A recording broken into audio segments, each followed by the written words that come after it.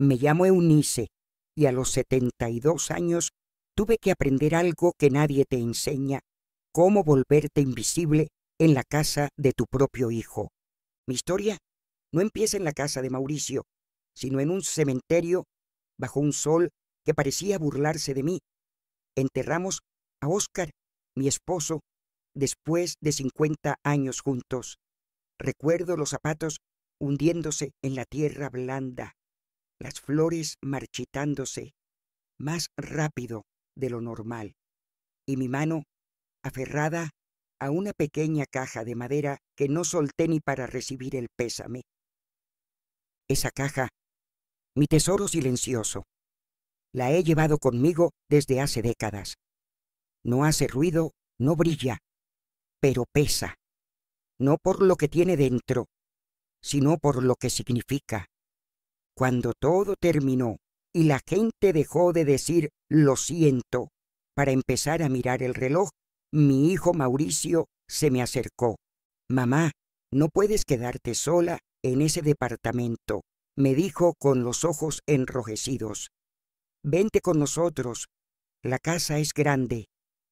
Yo asentí, más por inercia que por decisión propia. ¿A dónde más iba a ir? Mi cuerpo se sentía hueco, como si lo hubieran vaciado junto con el ataúd de Oscar. Al día siguiente, recorrí por última vez mi viejo departamento.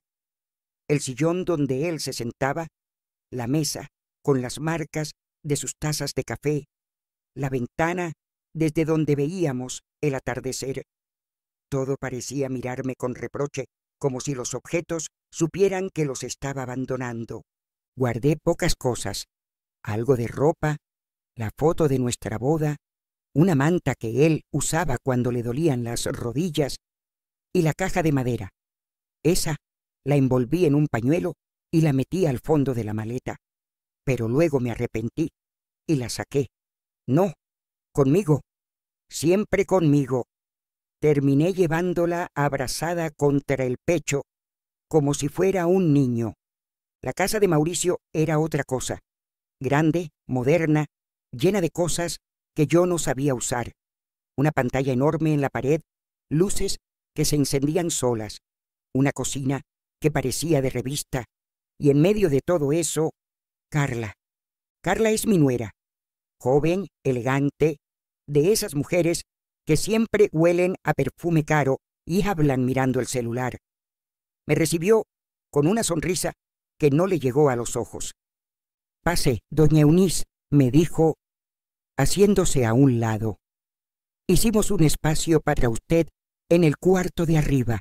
Un espacio. Esa palabra se me quedó pegada como una astilla. No un cuarto, no una habitación, un espacio.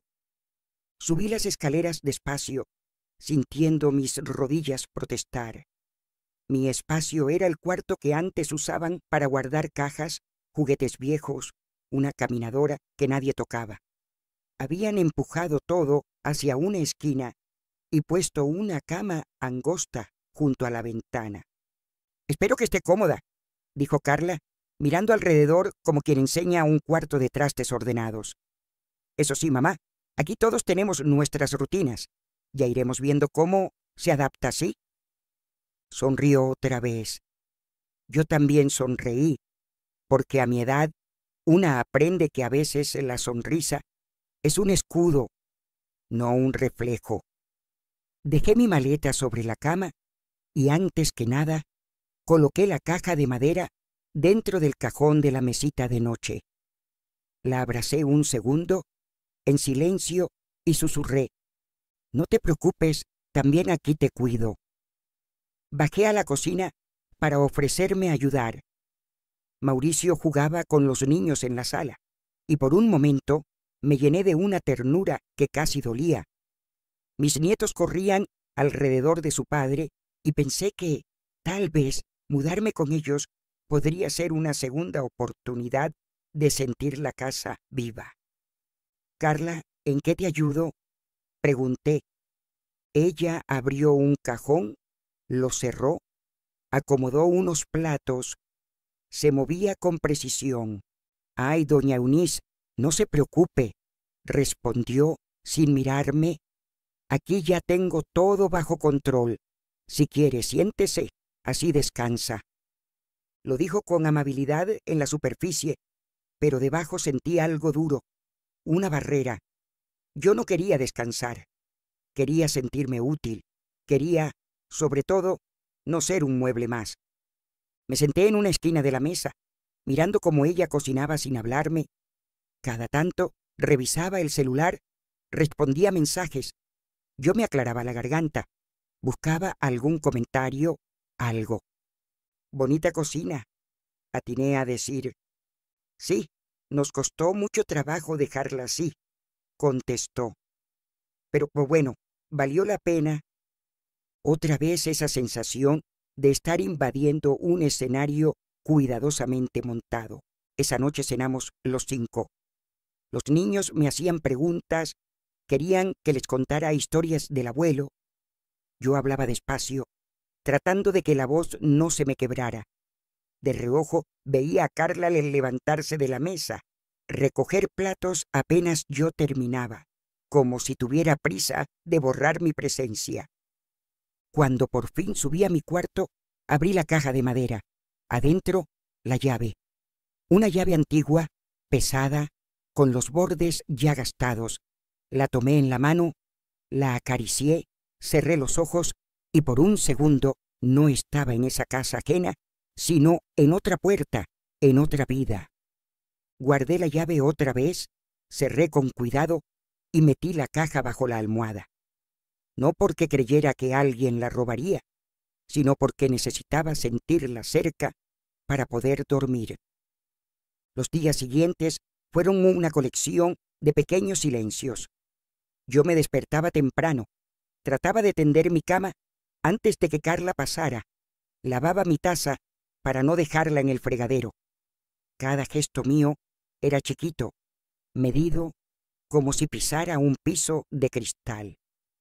A veces escuchaba a Carla suspirar cuando yo entraba a la cocina, o la veía mirar mis zapatos viejos, mi bata, con una mezcla de lástima y fastidio. No decía nada. Yo estaba agradecida, me repetía. Ellos me habían abierto la puerta. Tenía techo, comida, la risa de mis nietos. ¿Con qué derecho iba a quejarme? Una noche, mientras subía las escaleras, escuché mi nombre dicho en voz baja. La puerta de la habitación de matrimonio estaba entreabierta. No fue mi intención escuchar, pero las palabras salieron claras como si vinieran hacia mí. Mauricio, esto no puede ser a largo plazo. Era la voz de Carla. Tu mamá nos cambia la dinámica. La casa no es un hogar de ancianos. Sentí un latigazo en el pecho, pero me quedé quieta en la penumbra del pasillo. Carla, por favor, se acaba de quedar viuda, respondió mi hijo. Es temporal. Hubo un silencio, el ruido de alguien moviéndose en la cama. Temporal, dijo ella, con esa risa fría. ¿Y cuánto dura temporal a los 72 años, Mauricio? Además, ya sabes cómo es, lenta, olvidadiza. No quiero que los niños se acostumbren. No quiero que piensen que aquí se recibe a cualquiera. Hizo una pausa. Yo contuve la respiración y no quiero que esta casa se convierta en una carga. Ya bastante tenemos con las cuentas como para sumarle otra boca y otra enfermedad futura.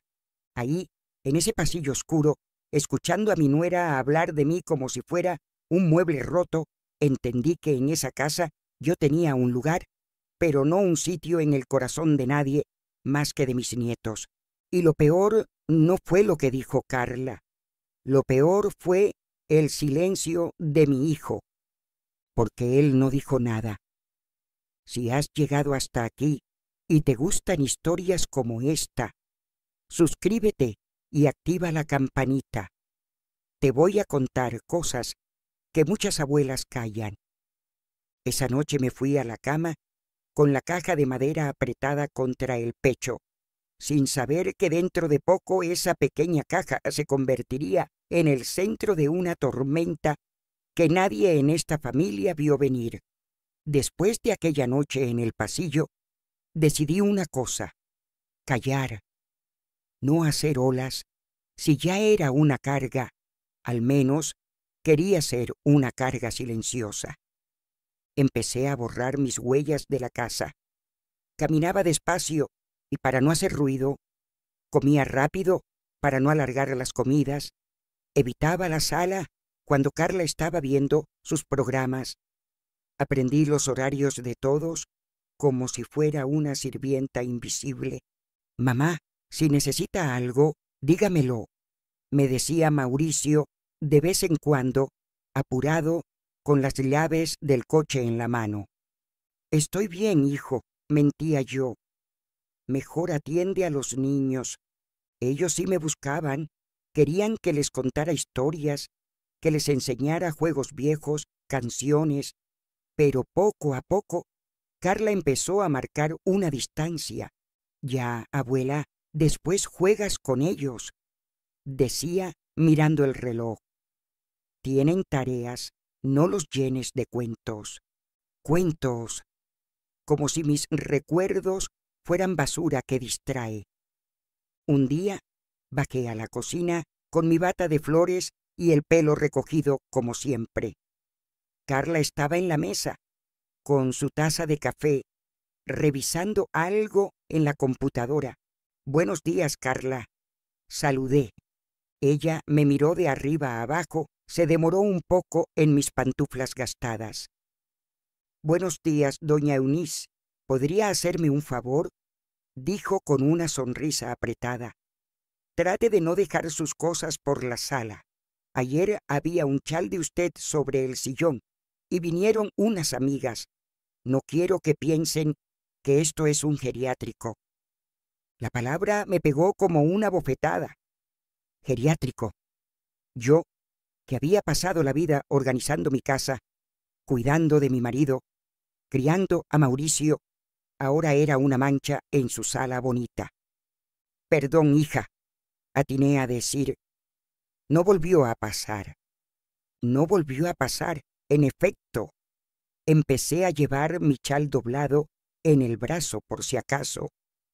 Carla empezó a controlar cosas pequeñas: qué comía, cuánta agua gastaba, cuánto tiempo pasaba en el baño. Doña Eunice, fíjese que el agua está carísima, me dijo un día, tocando la puerta del baño. Trate de no tardarse tanto, ¿sí? Yo estaba lavándome los dientes. Miré mi reflejo en el espejo. Una mujer mayor, con espuma de pasta dental, siendo regañada como si fuera una niña sucia. Sí, claro, respondí, tragándome la humillación junto con la pasta. A veces, cuando salía a comprar pan o a dar una vuelta a la manzana para estirar las piernas, Carla me preguntaba, ¿y a dónde va? No era una pregunta cariñosa, era un informe. A la tienda nada más. No se tarde y lleve el celular, que no quiero tener que salir a buscarla si se pierde.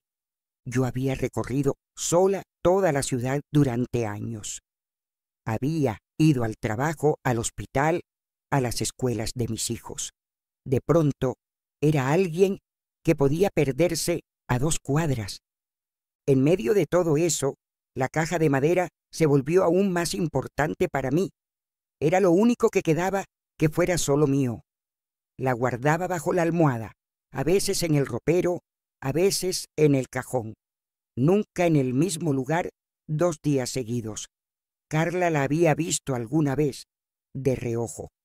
¿Y esa cajita, doña Eunice?, preguntó un mediodía, entrando sin tocar a mi cuarto. Yo estaba doblando ropa. El sol entraba por la ventana, iluminando las partículas de polvo. La caja estaba sobre la cama. «Es algo mío nada más», contesté, tratando de sonar natural. Ella se acercó, la tomó con las manos, ¡Ay, qué antigua!, comentó, abriendo y cerrando la tapa sin dejarme reaccionar. ¿Qué guarda aquí? ¿Joyas? ¿Dinero? Sentí un calor en el pecho. No me gustó verla tocarla. Esa caja había estado en mi velador cuando nació Mauricio, cuando Óscar tuvo su primer infarto, cuando enterramos a mis padres. Era testigo silencioso de mi vida. Verla en manos de Carla me revolvía el estómago. Cosas de recuerdo, dije, extendiendo la mano. Nada valioso. Ella la soltó, pero me miró con una ceja levantada. Bueno, nada valioso para usted, dijo, porque luego uno se entera de cada historia de abuelitas que guardan billetes en los colchones. Rió sola. Yo no. Esa noche, antes de dormir, saqué la llave de la caja y la miré largo rato. Pensé en todo lo que representaba. Una casa vieja, paredes altas, piso de mosaico, un lugar que había sido mío durante años y que casi nadie conocía. Podría haberla usado para vivir ahí, sola, después de la muerte de Óscar. Pero esa casa era otra cosa. Un secreto, un sueño compartido, una promesa. No me parecía un lugar para envejecer, sino para cerrar un ciclo. Y sobre todo, yo creía que algún día la dejaría a Mauricio, que sería su herencia, su seguridad, que así, de algún modo, seguiría cuidándolo incluso cuando yo no estuviera. Ahora, cada vez que Carla me decía «carga», aunque fuera con otras palabras, esa idea se tambaleaba. Te confieso algo.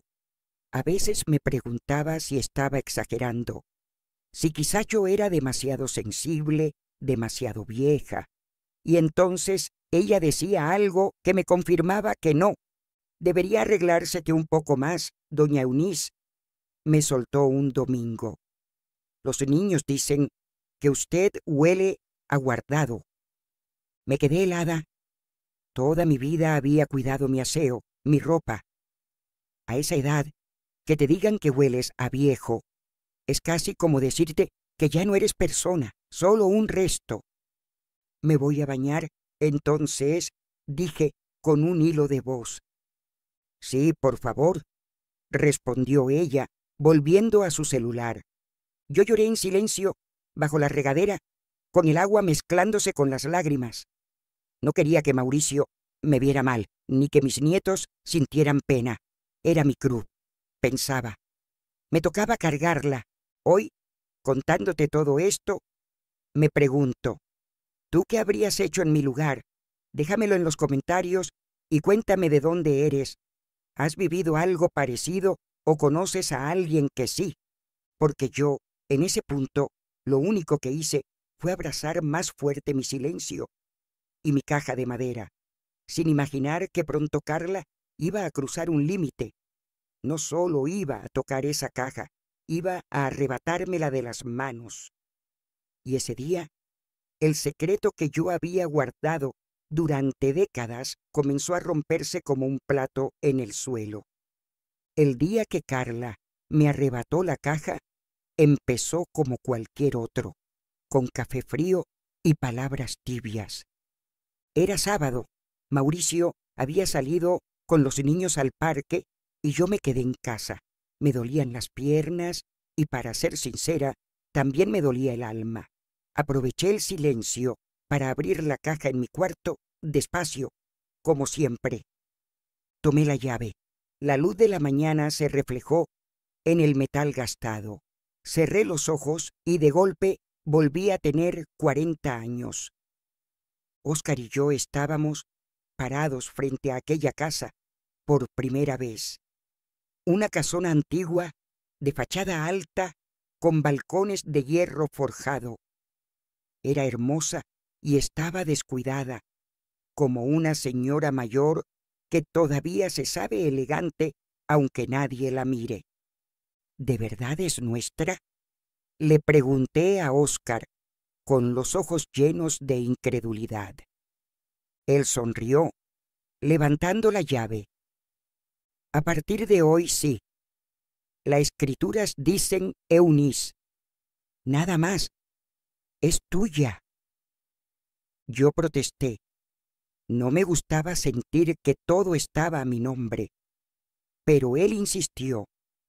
Si algún día falta algo, tú y Mauricio tienen que estar protegidos, dijo. Y si me muero, nadie viene a reclamarte nada. Es tu casa, tu refugio. Yo acaricié la puerta, los marcos, el viejo portón. Entramos y vimos los techos altos, el patio central con una fuente seca, los pisos de mosaico, dibujando figuras. Oscar soñaba con convertirla en una casa de huéspedes o en un pequeño museo. Nunca tuvimos el dinero para eso, pero la casa quedó ahí, quieta, esperando algo. Con los años la usábamos poco. A veces íbamos a limpiarla, a ventilarla. A veces nos sentábamos en el patio con un termo de café, solo a escuchar el eco. Pero casi nadie sabía de su existencia, ni siquiera mis hermanos. Yo había visto demasiadas familias romperse por una herencia. No quería que la mía siguiera ese camino. Por eso la llave vivió siempre en esa caja. Por eso, cuando Oscar murió, lo único que no pude dejar en el departamento fue esa cajita. Era el último puente entre él, esa casa y yo. Volví al presente cuando escuché pasos en el pasillo. La puerta de mi cuarto estaba entornada. No me dio tiempo de guardar nada. Carla apareció en el umbral. «Ah, aquí está», dijo entrando sin tocar. La estaba buscando. Rápidamente cerré la caja, intentando disimular la llave en mi mano. Pero mis reflejos ya no son los de antes. Ella lo notó. Otra vez con la cajita, doña Eunice se acercó. «¿Qué tanto le ve?» «Son cosas mías, nada más», repetí como si eso bastara. Ella frunció el ceño, alargó la mano. «A ver, déjeme verla». «No, Carla, por favor, no», dije, apretando la caja contra el pecho. Fue un gesto instintivo como el de una madre protegiendo a su hijo. Y tal vez eso fue lo que la hizo enojarse más. «¿Qué es ese secretismo?», alzó la voz.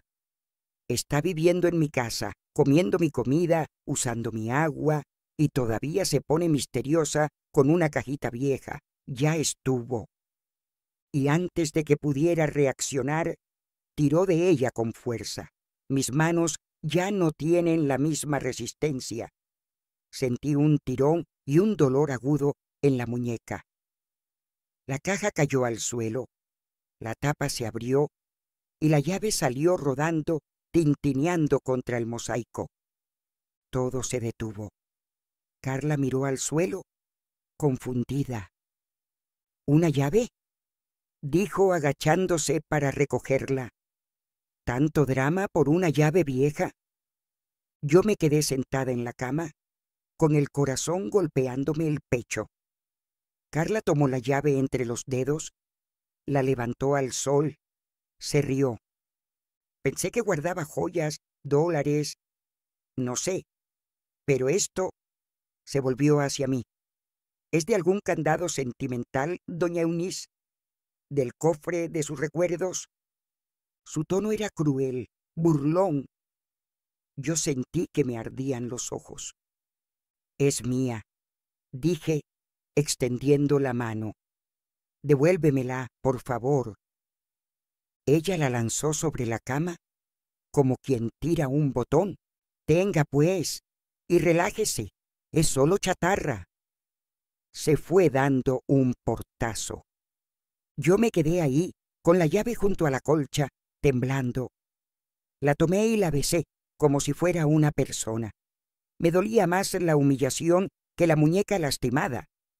Esa tarde, cuando Mauricio regresó con los niños, notó mi silencio. «Mamá, ¿le pasa algo?», preguntó. Lo miré, quise decirle todo, Quise contarle lo de la conversación en el pasillo, lo del baño, lo de la cajita, pero vi a mis nietos detrás de él, felices, con un helado en la mano. Vi el cansancio en sus ojos. Nada, hijo, respondí. Solo me duele un poco la muñeca. Me caí. Mentí por él, por no cargarlo con un peso más. Siempre pensé que ese era el papel de una madre. Proteger, incluso cuando ya no hay nada que proteger. 2 días después, cuando todavía tenía morado en la muñeca, llegó una carta a la casa. Venía con un membrete que reconocí al instante. El despacho del abogado que había tramitado la compra de la casona hacía años. Carla la tomó del buzón.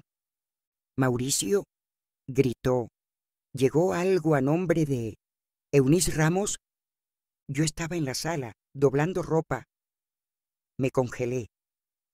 «Es para mí», dije, levantándome despacio. Carla miró el sobre, leyó el remitente. «Bufete Hernández y Asociados», murmuró. «¿Qué hace usted recibiendo cartas de abogados, doña Eunice?» Sus ojos se afilaron. Yo sentí que la sangre se me iba a los talones. «Son cosas viejas», respondí. «Papeles que nunca cerramos bien de cuando Óscar vivía». Extendí la mano. Carla dudó un segundo, pero me la dio. Sentí su mirada clavada en mí mientras subía a mi cuarto. Cerré la puerta, abrí el sobre con cuidado. Era una carta formal, de esas llenas de palabras difíciles, pero la idea era clara. El ayuntamiento había declarado la casa inmueble de valor histórico. Había ofertas de compra, posibles proyectos culturales, invitaciones a conversar. En otras palabras, esa vieja casona, que yo pensaba casi olvidada, ahora valía mucho dinero. Me senté en la cama con la carta en una mano y la llave en la otra. Y por primera vez en mucho tiempo, no me sentí solo una carga. Sentí que tenía algo, poder tal vez, o al menos una decisión pendiente. Ahí fue cuando empecé a entender que mi silencio también era una elección, que seguir callando significaba dejar que otros decidieran por mí, y que esa llave de la que Carla se había burlado podía abrir mucho más que una puerta de madera vieja. Lo que ninguno sabía era que, gracias a esa llave vieja de la que tanto se burlaba Carla, la historia de esta familia estaba a punto de incendiarse, y que el primero en sentir el calor iba a ser mi propio hijo. Con la carta en la mano, sentí que Óscar me hablaba desde alguna parte. «Por eso la pusimos a tu nombre, Eunice», parecía decirme, «para que tú decidas». Pasé varias noches sin dormir, leyendo una y otra vez ese papel. La carta decía que el abogado, el mismo que había llevado el caso hacía décadas, quería verme para explicarme las opciones. Por dentro yo temblaba. Hacía años que no entraba a una oficina de abogados. A mi edad, todo trámite parece una montaña. Al final, respiré hondo y marqué el número que venía al pie de la carta. Mi voz sonó pequeña. «Buenos días. Habla Eunice Ramos».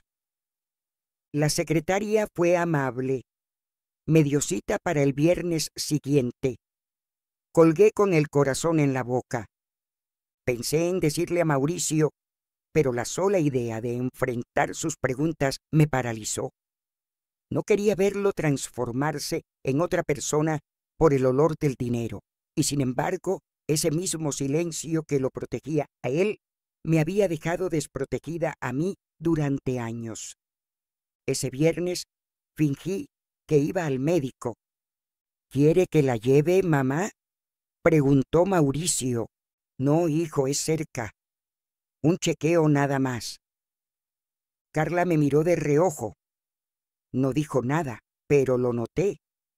Había una desconfianza instalada entre nosotras. El despacho del abogado seguía en el mismo edificio antiguo, con ascensor de jaula y olor a papel viejo. Cuando entré, me recibió un hombre ya mayor, de cabello blanco. «Doña Eunice», dijo estrechando mi mano con calidez. «Ha pasado mucho tiempo». Nos sentamos. Me explicó que el barrio donde estaba la casona se había revalorizado, que la municipalidad quería preservarla, que había inversores. Me habló de cifras que yo apenas alcanzaba a imaginar. «Y todo está a su nombre», concluyó. «Sin hipotecas, sin cargas. Usted es la única propietaria». Sentí una mezcla de vértigo y culpa. Toda mi vida me habían enseñado que una madre buena piensa primero en los hijos, que la herencia es para ellos, que una no se gasta lo que puede dejarles. «Mi hijo no sabe de esta casa», confesé mirando mis manos. «Nunca se lo dijimos. Oscar pensaba que era mejor evitar problemas». El abogado asintió sin juzgar. «Lo que usted haga con este bien es decisión suya», dijo. «Pero tiene derecho a protegerse, doña Eunice, también a pensar en usted». Esa frase me sonó extraña. Pensar en usted. A mis años todavía me costaba.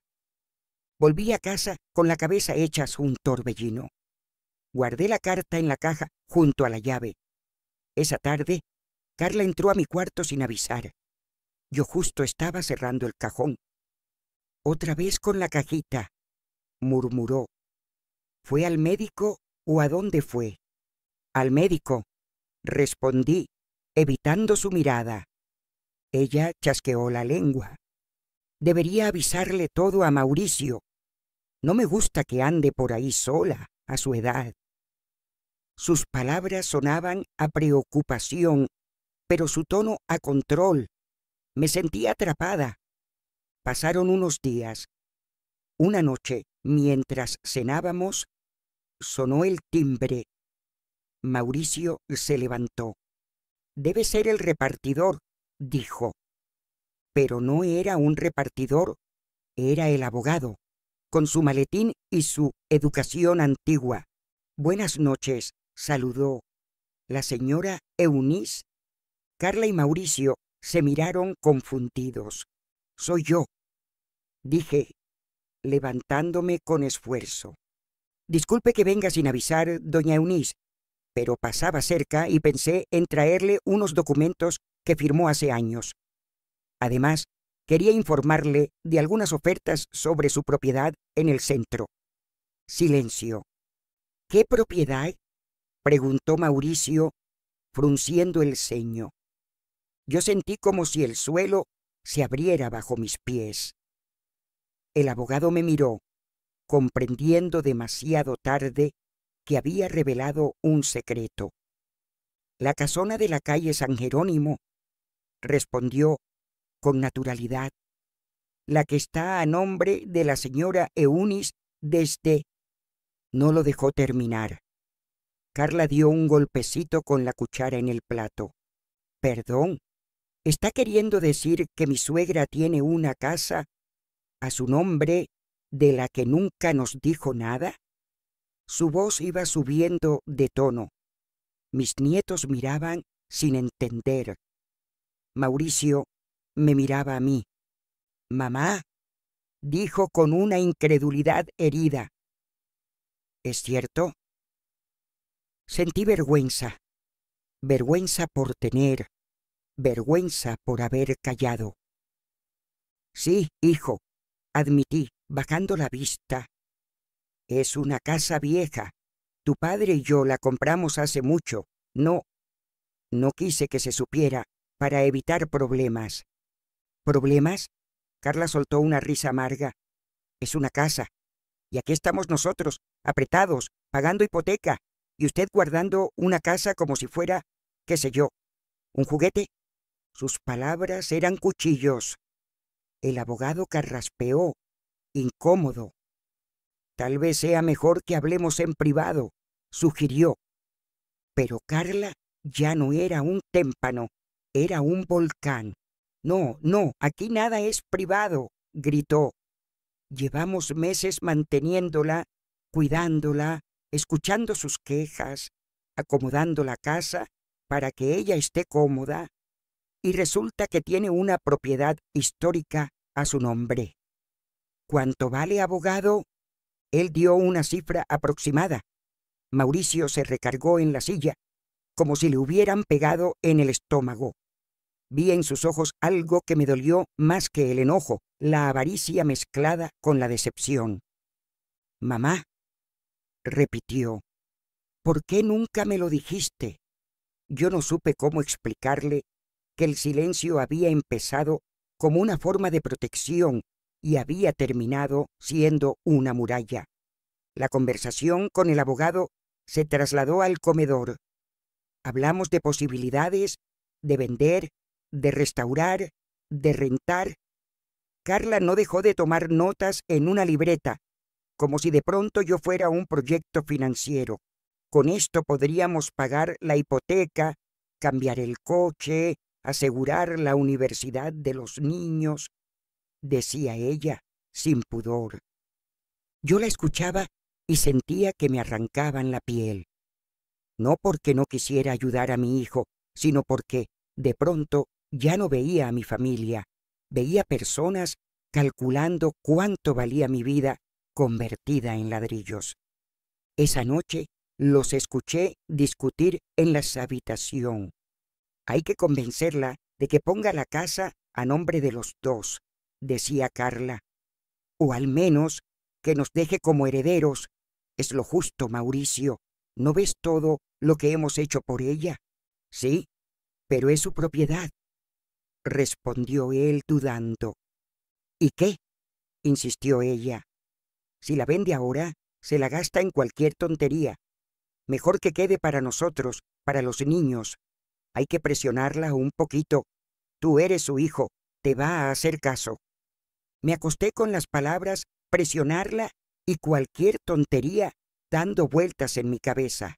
Cualquier tontería era cualquier tontería vivir mis últimos años con dignidad. Al día siguiente fui al despacho del abogado. Esta vez sin mentiras. Quiero cambiar mi testamento, le dije mirándolo fijo. Quiero que mi hijo no sea ya mi heredero. El hombre abrió los ojos sorprendido. ¿Está segura, doña Eunice? Es una decisión fuerte.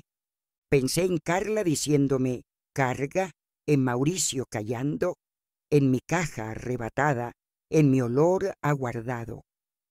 Sí, estoy segura, respondí. Y quiero algo más. Quiero que esa casa se done, cuando yo muera, a un lugar donde cuiden ancianos que no tienen a nadie, de esos que dejan tirados en hospitales o asilos. El abogado asintió, con un respeto que pocas veces había sentido últimamente. Hay una institución así con la que trabajamos, comentó. Hacen un trabajo muy digno. Entonces, para ellos, dije, que esa casa sirva para lo que mi familia no supo hacer conmigo, cuidar, respetar. Tomé la pluma. Mi mano temblaba, pero no de miedo, de determinación. Al firmar, sentí algo que no sentía desde hacía años, que mi vida y mis decisiones todavía eran mías. Al levantar la pluma supe que estaba firmando mi libertad y su sentencia, y aunque ellos aún no lo sabían, el día en que se enteraran, ninguna de nuestras vidas volvería a ser la misma. Volví a casa con el testamento recién modificado guardado en mi bolso, como quien trae una bomba silenciosa. Cada vez que veía a Mauricio o a Carla, me preguntaba, ¿cuándo es el momento de decirles? ¿O dejo que se enteren cuando yo ya no esté? Pero entonces miraba a mis nietos, escuchaba sus risas y sentía que tenía que hablar antes. No quería que oyeran mi versión por boca de otros, distorsionada, convertida en chisme. Los días siguientes, Carla se volvió sorprendentemente amable. De pronto me servía el café sin que yo se lo pidiera. Me decía, suegrita. Me preguntaba cómo había dormido. Tenemos que cuidar a la joyita de la familia. Bromeaba tocándome el hombro. La joyita no era yo. Lo sabía. Era la casa. Mauricio empezó a hablar más conmigo, pero sus preguntas siempre volvían al mismo punto. Mamá, ¿y cómo es la casona por dentro? ¿Está muy deteriorada? ¿La podríamos arreglar para vivir ahí todos? ¿Qué estás pensando hacer? Yo respondía con evasivas, no porque quisiera torturarlos, sino porque todavía estaba ordenando mis propias ideas. Había tomado una decisión definitiva en el papel, pero mi corazón aún tenía que alcanzarla. Una tarde, mientras doblaba ropa en mi cuarto, miré la caja de madera sobre la cama. Por primera vez en mucho tiempo, la vi no solo como un secreto, sino como un espejo. Esa cajita, maltratada, antigua, era yo. Y dentro, esa llave que todos habían despreciado, era mi valor, el que nadie había querido ver hasta que olió a dinero. Respiré hondo. Bajé las escaleras despacio. Carla estaba en la sala, con el portátil abierto, mirando páginas de decoración. Carla, dije con voz firme, ¿podemos hablar tú, Mauricio y yo, sin los niños? Hizo una mueca, pero llamó a mi hijo. Los niños se quedaron en su cuarto. Con la puerta entreabierta, nos sentamos en la mesa del comedor. Yo sentía las manos frías, pero la voz sorprendentemente clara. Quiero hablar de la casa, empecé. Carla se enderezó, como un animal que huele comida. Ah, sí, justo pensábamos preguntarle. Levanté la mano y por primera vez en mucho tiempo los interrumpí. No, esta vez escuchan ustedes. Se callaron. Esa simple inversión de papeles ya era una pequeña victoria. Esa casa la compramos tu padre y yo con mucho esfuerzo, le dije a Mauricio. Y sí, la pusimos a mi nombre. No fue para ocultártela. Al principio, fue para protegernos. Después me dio miedo que se repitieran historias de herencias que vi romper familias. Y también confié en que, si alguna vez yo la necesitaba, estaría ahí para mí. Me miraban en silencio. Cuando me vine a vivir aquí, pensé que estaba llegando a mi refugio. Proseguí. Pero con el tiempo me di cuenta de que, aunque estoy bajo tu techo, Mauricio, no estoy en tu abrazo. Escuché cosas que me dolieron mucho. Él bajó la vista. Carla cruzó los brazos. Sé que soy vieja, continué. Sé que no me muevo como antes, que a veces repito historias, que ocupo espacio, pero nunca pensé que llegaría el día en que me hicieran sentir como un mueble estorbando en la sala, como una carga. Vi a Mauricio cerrar los ojos. Carla abrió la boca para hablar, pero la detuve. No quiero reprochar, solo quiero que entiendan algo. Esa casa, la de la llave, decidí que no será suya. El silencio que siguió se podría haber cortado con cuchillo. ¿Cómo que no será nuestra? Carla fue la primera en explotar. Entonces, ¿para quién es? ¿Para algún hermano suyo? ¿Para qué, si casi no tiene familia? La miré fijamente. No, Carla, la voy a donar. Cuando yo muera, será para una institución que cuida ancianos abandonados, de esos que nadie quiere, que dejan en hospitales y nunca vuelven por ellos. Mauricio levantó la cabeza, como si le hubieran pegado. «Mamá, no puede hacer eso», balbuceó. «¿Y nosotros, los niños, todo lo que hemos hecho por usted?» La pregunta me atravesó. Todo lo que hemos hecho por usted. Pensé en las noches de pasillo, en las humillaciones, en la caja arrebatada. «Sí, hijo, lo he pensado», dije. «He pensado en que me dieron techo, sí, pero también he pensado en cómo me miran, en cómo me hablan, en cómo me hicieron sentir vergüenza de existir». Tú te quedaste callado, Mauricio, y el silencio también hiere. Carla golpeó la mesa con la palma. «Esto es absurdo», escupió. «Injusto, ingrato. ¿Sabe cuántas madres darían todo por asegurar el futuro de sus hijos? Y usted prefiere dárselo a unos viejos desconocidos». La miré con una calma que no sabía que tenía.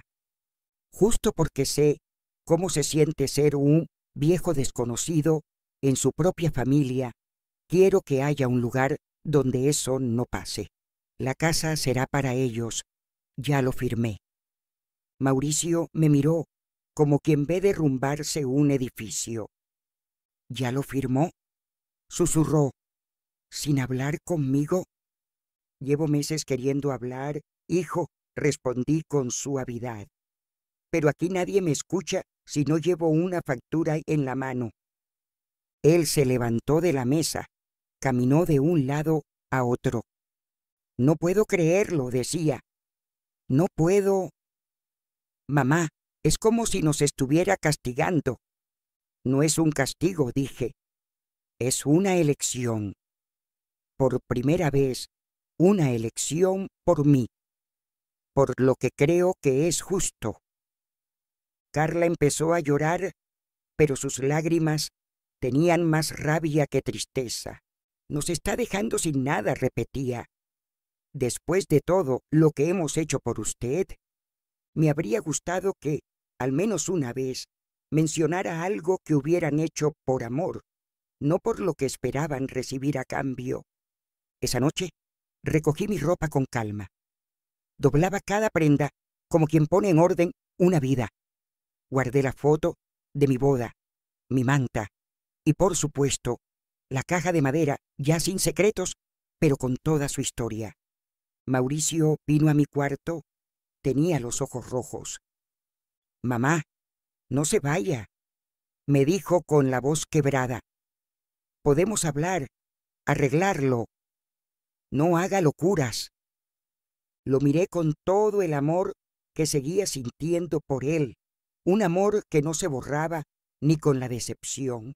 «No es una locura, hijo», susurré. «Es mi última cordura». Le acaricié la mejilla como cuando era niño. «Te quiero», añadí, «pero también me quiero a mí, y ya es tarde para aprenderlo. Pero más tarde sería si no hiciera nada». Al día siguiente, con la ayuda del abogado, visité la institución a la que destinaría la casa. Era sencilla, sin lujos, pero había algo que en la casa de Mauricio ya no existía. Miradas que veían, manos que tocaban con cuidado, voces que preguntaban «¿Cómo está?», y esperaban la respuesta. La directora me dijo: «Si quiere, doña Eunice, cuando lo desee, puede venir a vivir aquí. No solo cuando se concrete la donación. Aquí todas las personas mayores son tratadas con respeto, tengan dinero o no». Salí de ahí con una mezcla de miedo y esperanza en la garganta. Tenía algo claro. Ya no quería morir en un lugar donde yo fuera un estorbo con patas. Antes de irme a dormir esa noche, miré el techo de la habitación en casa de Mauricio y supe que era la última vez que lo veía. No le dije nada. No quería más escenas. Dejé una carta sobre la mesa del comedor explicando mi decisión, pidiendo perdón por el dolor, pero no por el camino elegido. Al amanecer, tomé mi maleta, abracé mi caja vacía y crucé la puerta sin saber si afuera me esperaba un refugio o una nueva forma de soledad. Y si has llegado hasta aquí, no te pierdas próximas historias, suscríbete y mantente atento a nuestras actualizaciones, porque lo que viví después quizás te haga ver de otra manera a la próxima abuela que se cruza en tu vida. Cuando el taxi se alejó de la casa de Mauricio, miré por la ventana trasera como quien mira por última vez un escenario donde actuó toda la vida y por fin abandona el papel. Mi maleta iba en el asiento de al lado, la caja de madera en mi regazo. No llevaba mucho más. A esa edad, una aprende que lo verdaderamente pesado no está en la maleta, sino en el corazón.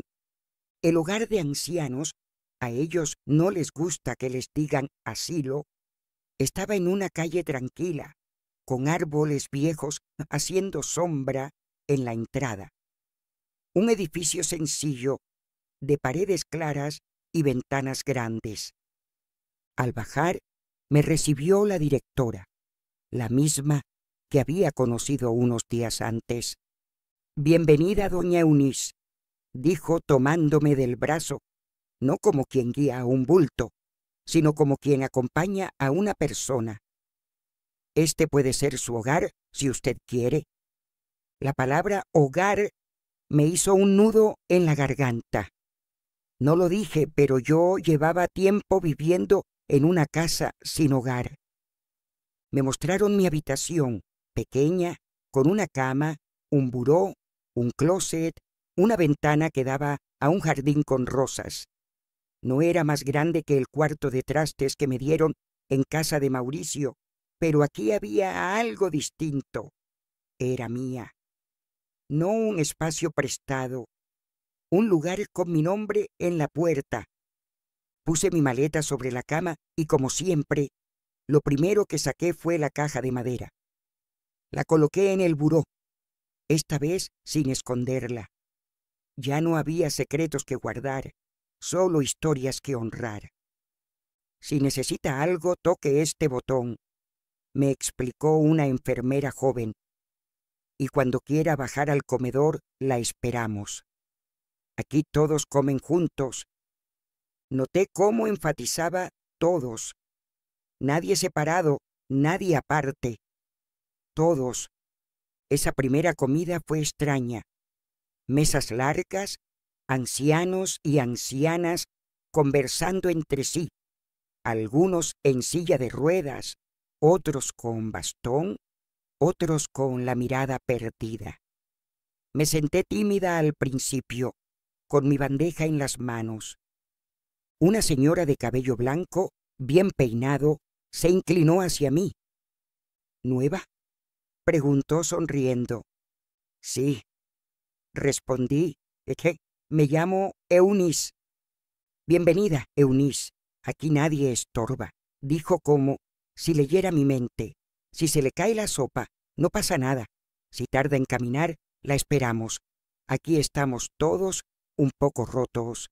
Reí por primera vez en mucho tiempo. No esa risa nerviosa que uso para disimular, sino una risa que viene de reconocer el propio dolor en el de otros. Los días comenzaron a tomar un ritmo. Teníamos horarios para comer, para medicinas, pero también para conversar, para bordar, para leer. Una voluntaria venía a contarnos historias los miércoles. Yo la escuchaba y pensaba, si supiera la mía. Una tarde, mientras miraba el jardín, la directora se sentó a mi lado. «He estado revisando lo de la casa que quiere donar», me dijo. «Es un gesto enorme, doña Eunice. Con eso podríamos ampliar el ala médica, mejorar las habitaciones, recibir a más personas que no tienen quien responda por ellas». Pensé en la voz de Carla diciéndome, «¿Prefiere dárselo a unos viejos desconocidos?». Miré a mi alrededor. Ya no me parecían desconocidos. Eran mis iguales. Si esa casa puede servir para que alguien no se sienta una carga, habrá cumplido mejor su destino que guardando polvo, respondí. Pasaron unas semanas antes de que sonara el teléfono de la oficina con una llamada para mí. Era Mauricio. Mamá. Su voz sonaba gastada. Vinimos a la casa y ya no estaba. Vimos tu carta. Fui con el abogado. Respiré hondo. Ya lo sabes, entonces, dije. Lo que decidí. Hubo un largo silencio. Carla está furiosa, confesó. Dice que es una injusticia, que cómo pudiste. ¿Y tú? Pregunté con cuidado. Lo escuché dudar al otro lado. Yo estoy dolido, admitió. Siento que no confiabas en mí, pero también hizo una pausa. También he estado pensando en cómo te tratamos, en cosas que dijimos, en cosas que dejé pasar. Y me da vergüenza, mamá. Sus palabras me hicieron arder los ojos. No te llamo para que cambies nada del testamento, continuó. Ya me dijo el abogado que es legal, que es tu decisión. Te llamo porque quiero ir a verte. Los niños te extrañan. Yo también. Miré alrededor, los árboles del jardín, las sillas de ruedas, la luz entrando por la ventana. Pensé en todo el camino que había recorrido, en la niña que fui, en la esposa que cuidó, en la madre que cayó demasiado, en la anciana que por fin se atrevió a elegir. Puedes venir, dije. Esta es tu madre, siga o no habiendo herencia de por medio. Él vino un domingo, trajo flores baratas, compradas a toda prisa, pero las puso en un vaso de plástico con el mismo cuidado con que de niño me hacía dibujos torcidos para el Día de la Madre. Este lugar, dijo mirando alrededor, se siente tranquilo. Es un lugar donde los viejos no sobran, respondí. Los niños corrieron a abrazarme. Carla no vino. Su ausencia pesó menos de lo que yo temía. En sus ojos vi algo nuevo. Ya no solo me veían como la abuela que cuenta historias, sino como alguien que tomó una decisión grande, aunque no la entendieran del todo. Y en los ojos de Mauricio vi, por primera vez en mucho tiempo, un respeto silencioso, tal vez mezclado con dolor, sí, pero respeto al fin. Con el tiempo supe, por comentarios sueltos, que las cosas se apretaron para ellos. Siguieron pagando la hipoteca, apretando el bolsillo. Tuvieron que cambiar algunos planes, algunas vacaciones soñadas. Carla, me contaron, no dejaba de repetir que, si la suegra hubiera hecho lo que debía, ahora estaríamos en otra situación. A mí me dolía escuchar eso, porque una parte de mí siempre va a ser madre, y las madres queremos arreglar el mundo para los hijos. Pero también aprendí a preguntarme, ¿y quién arregla el mundo para nosotras? Un año después, la casona empezó a transformarse. Vinieron arquitectos, gente del ayuntamiento, se hicieron planos. Yo no vi las obras, pero me mandaron fotos. Las paredes viejas pintadas, el patio con la fuente restaurada, habitaciones listas para recibir a otros ancianos. La directora vino a verme con una carpeta. «Quieren ponerle un nombre al lugar», me dijo. «Pensamos en llamarlo Casa Eunice y Oscar, si usted está de acuerdo». Me quedé sin palabras. Pensé en aquella primera vez frente a la puerta, en la llave entre las manos de Oscar. Él había dicho, «Es tu refugio». Nunca imaginé que terminaría siéndolo para tantos otros. «Me parece bien», respondí, con un hilo de voz. Así, de algún modo, seguimos cuidando juntos. Ahora, muchos días me siento en el jardín del hogar donde vivo, con mi caja de madera al lado, vacía de llaves pero llena de recuerdos. A veces, alguna enfermera joven se sienta conmigo y me pide que le cuente mi historia. Otras veces, simplemente cierro los ojos y escucho a los otros viejos reír, toser, llamar por sus nombres, y pienso que no elegí el camino más fácil, pero sí el que me devolvió algo que creía perdido: dignidad. Tú que me escuchas, quizá pienses que fui demasiado dura, o quizá creas que, después de todo, hice lo que tenía que hacer.